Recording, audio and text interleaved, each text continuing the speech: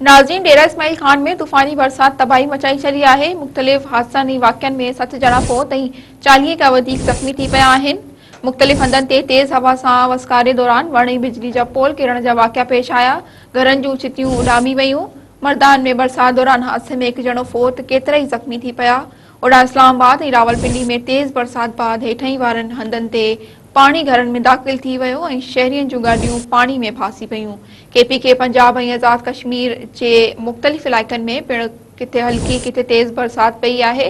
नाज़रीन, अवांखे हिकु भेरो ॿीहर ब्रेकिंग न्यूज़ ॾेई रहिया आहियूं त डेरा इस्माइल खान में तूफ़ानी बरसात तबाही मचाए छॾी आहे। मुख़्तलिफ़ हादसनि ऐं वाक़िअनि में 60 ॼणा फ़ौत ऐं 40 खां वधीक ज़ख़्मी थी पिया आहिनि।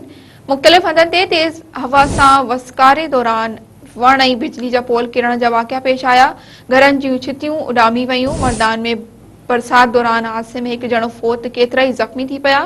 ओॾा इस्लामाबाद ऐं रावलपिंडी में तेज़ बरसात बाद हेठहीं वारनि हंधनि ते पाणी घरनि में दाख़िल थी वियो ऐं शहरियुनि जूं गाॾियूं पाणी में फासी पयूं। केपीके पंजाब ऐं आज़ाद कश्मीर जे मुख़्तलिफ़ इलाइक़नि में पिणु किथे हल्की किथे तेज़ बरसात पई आहे।